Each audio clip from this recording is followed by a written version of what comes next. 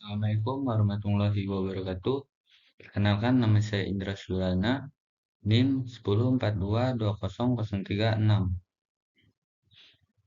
Prodi Hukum Ekonomi Syariah, mata kuliah Hukum Pidana. Semester 3, kelas 3B. Di sini saya akan mempresentasikan tentang kesengajaan. Langsung saja ke materi yang berjudul kesengajaan. Kesengajaan.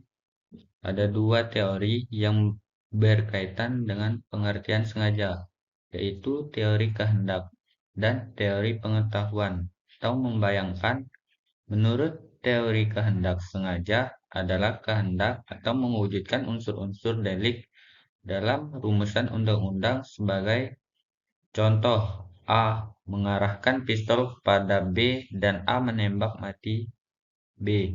Jadi A adalah sengaja apabila A benar-benar menghendaki kematian menurut teori pengetahuan atau teori membayangkan.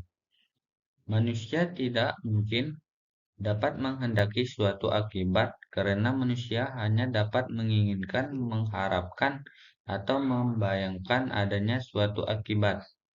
Adalah sengaja apabila suatu akibat yang ditimbulkan karena sesuatu tindakan dibayangkan sebagai maksud tindakan itu, dan karena itu tindakan yang bersangkutan dilakukan sesuai dengan bayangan yang terlebih dahulu telah dibuat. Dalam ilmu hukum pidana dibedakan 3 macam sengaja, yaitu yang pertama, sengaja sebagai maksud atau objek al-hukmir. Dalam FOS, definisi sengaja sebagai maksud adalah apabila pembuat menghendaki perbuatannya. Dengan kata lain, apabila pembuat sebelumnya sudah mengetahui bahwa akibat perbuatannya tidak akan terjadi, maka sudah tentu ia tidak akan pernah mengetahui perbuatannya. 16 contoh. A. Menghendaki kematian B, dan oleh sebab itu A mengarahkan pistolnya kepada B. Selanjutnya menembak mati B. Akibat penembakan yaitu kematian B tersebut adalah benar dikehendaki A. Kesengajaan dengan maksud merupakan bentuk sengaja yang paling sederhana. Menurut teori kehendak, maka sengaja dengan maksud adalah jika apa yang dimaksud telah dikehendaki menurut teori membayangkan. Sengaja dengan maksud adalah jika akibat yang dimaksudkan telah mendorong pembuat melakukan perbuatan yang bersangkutan.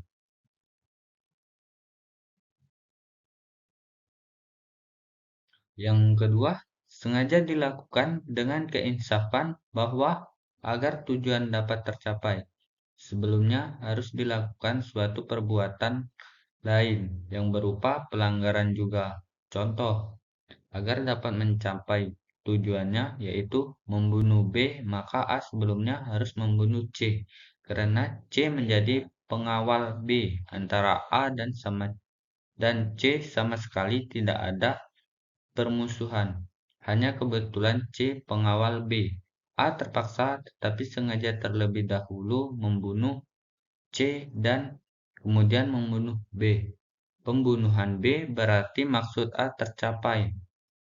Yakin bahwa A hanya dapat membunuh B setelah terlebih dahulu membunuh C, walaupun pembunuhan C itu pada permulaannya tidak dimaksudkannya. A yakin bahwa jika A tidak terlebih dahulu membunuh C, maka tentu A tidak pernah akan dapat membunuh B. Sengaja dilakukan dengan keinsafan bahwa ada kemungkinan besar dapat ditimbulkan suatu pelanggaran lain di samping pelanggaran pertama. Sebagai contoh, keputusan Hokrat tanggal 19 Juni 1911. Kasusnya A hendak membalas dendam terhadap B. A mengirimkan sebuah kue tar ke alamat B. Dalam tari tersebut telah dimaksudkan racun. A sadar akan kemungkinan besar bahwa istri B turut serta makan kue tari tersebut. Walaupun A tahu, tapi A tidak menghiraukannya. Oleh hakim ditentukan bahwa perbuatan A terhadap istri B juga dilakukan dengan sengaja, yaitu sengaja dengan kemungkinan. B. Macam-macam kesengajaan.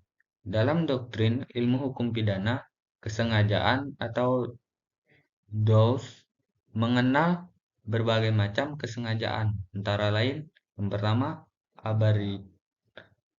aberrationis, yaitu dolus yang mana seseorang yang sengaja melakukan tindak pidana untuk tujuan terhadap objek tertentu, namun ternyata mengenai objek lain. Yang kedua, dolus premeditalis, yaitu dolus dengan rencana terlebih dahulu. Yang ketiga, dolus determinatus, yaitu kesengajaan dengan tingkat kepastian objek, misalnya menghendaki matinya.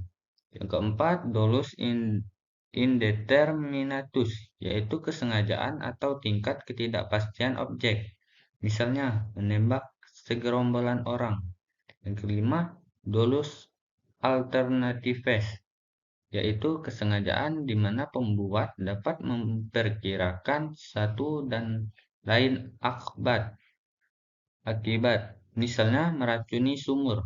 Keenam, dolus directus, yaitu kesengajaan tidak hanya ditujukan pada perbuatannya, tetapi juga kepada akibat perbuatannya. Ketujuh, dolus indirectus, yaitu bentuk kesengajaan yang menyatakan bahwa semua akibat dari perbuatan yang disengaja dituju atau tidak dituju, diduga atau tidak diduga, itu dianggap sebagai hal yang ditimbulkan dengan sengaja. Misalnya, dalam pertengkaran, seseorang mendorong orang lain, kemudian terjatuh dan tergilas mobil. Atau dolus ini berlaku pada kode penal Prancis, namun KUHP tidak menganut dolus ini. C. Teori-teori kesengajaan berhubung dengan keadaan batin orang yang berbuat dengan sengaja yang berisi menghendaki dan mengetahui itu. Maka dalam ilmu pengetahuan hukum pidana dapat disebut dua teori sebagai berikut. Yang pertama, teori kehendak. Inti kesengajaan adalah kehendak untuk mewujudkan unsur-unsur delik dalam rumusan undang-undang. Yang kedua, teori pengetahuan membayangkan. Kesengajaan berarti membayangkan akan akibat timbulnya, akibat perbuatannya. Orang tak bisa menghendaki akibat, melainkan hanya dapat membayangkannya. Teori ini menitikberatkan pada apa yang diketahui, apa dibayangkan, atau dibayangkan oleh si pelaku, ialah apa yang akan terjadi pada waktu ia akan berbuat, atau prank. Terhadap perbuatan yang dilakukan si pelaku, kedua teori itu tak ada menunjukkan perbedaan. Kedua-duanya mengakui bahwa dalam kesengajaan harus ada kehendak untuk berbuat. Dalam praktek penggunaannya, kedua teori adalah sama. Perbedaannya adalah hanya dalam peristilahannya saja. D. Bentuk atau corak kesengajaan. Dalam hal seseorang melakukan sesuatu dengan sengaja dapat dibedakan ke dalam 3 bentuk sikap batin yang menunjukkan tingkatan dari kesengajaan sebagai berikut. Yang pertama, kesengajaan sebagai maksud atau object of mere untuk mencapai suatu tujuan atau dolus directus. Dalam hal ini, pembuat bertujuan untuk menimbulkan akibat yang dilarang. Kedua, kesengajaan dengan sadar kepastian.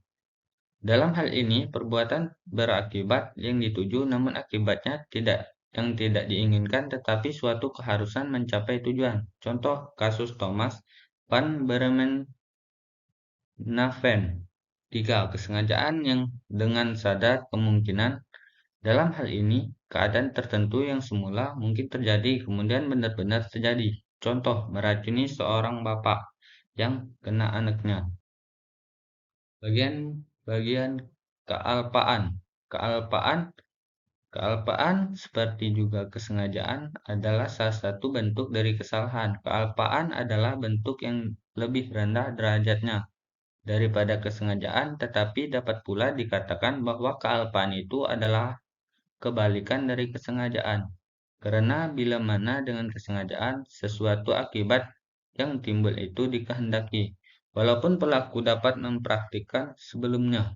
Disinilah juga letak salah satu kesukaran untuk membedakan antara kesengajaan bersyarat dengan kealpaan berat. Perkataan culpa dalam arti luas berarti kesalahan pada umumnya, sedang dalam arti sempit adalah bentuk kesalahan yang berupa kealpaan. Alasan mengapa culpa menjadi salah satu unsur kesalahan adalah bila mana suatu keadaan yang sedemikian membahayakan keamanan orang atau barang, atau mendatangkan kerugian terhadap seseorang yang sedemikian besarnya dan tidak dapat diperbaiki lagi. Oleh karena itu, undang-undang juga bertindak terhadap larangan penghati-hati, sikap sembrono atau teledor, dan pendek kita skul atau kealpaan yang menyebabkan keadaan seperti yang diterangkan tadi. Jadi, suatu tindak pidana diliputi kealpaan manakala adanya perbuatan yang dilakukan karena kurang penduga-duga atau kurang penghati-hati. Misalnya, mengendarai mobil ngebut sehingga menabrak orang dan menyebabkan orang yang ditabrak tersebut mati. Dalam MVT atau Memory Fantolicity, dijelaskan bahwa dalam hal kealpaan pada diri pelaku terdapat: pertama, kekurangan pemikiran atau penggunaan akal yang diperlukan. Kedua, kekurangan pengetahuan, ilmu yang diperlukan. Ketiga, kekurangan kebijaksanaan atau bilet yang diperlukan. Bentuk-bentuk kealpaan. Pada umumnya, kealpaan dibedakan atas. Yang pertama, kealpaan yang disadari. Di sini si pelaku dapat menyadari tentang apa yang dilakukan beserta akibatnya. Akan tetapi, ia percaya dan mengharap-harap bahwa akibatnya tidak akan terjadi. Kedua, kealpaan yang tidak disadari. Dalam hal ini, si pelaku melakukan sesuatu yang tidak menyadari kemungkinan akan timbulnya sesuatu akibat, padahal seharusnya ia dapat juga sebelumnya. Perbedaan itu bukanlah berarti bahwa kealpaan yang disadari itu sifatnya lebih berat daripada kealpaan yang tidak disadari. Kerap kali justru karena tanpa berpikir dan kemungkinan timbulnya akibat, malah terjadi akibat yang sangat berat. Van Hatum mengatakan bahwa kealpaan yang disadari itu adalah suatu sebutan yang mudah untuk bagian kesadaran, kemungkinan, atau yang ada pada pelaku, yang tidak merupakan dolus eventualis. Jadi perbedaan ini tidak banyak artinya. Kealpaan sendiri merupakan pengertian yang normatif, bukan suatu pengertian yang menyatakan keadaan, atau bukan pathologik begrip. Penentuan kealpaan seseorang harus dilakukan dari luar, harus disimpulkan dari situasi tertentu. Bagaimana seharusnya si pelaku itu berbuat. Baiklah, cuman itu yang dapat saya sampaikan. Sekian dari saya ucapkan terima kasih. Saya akhiri. Assalamualaikum warahmatullahi wabarakatuh.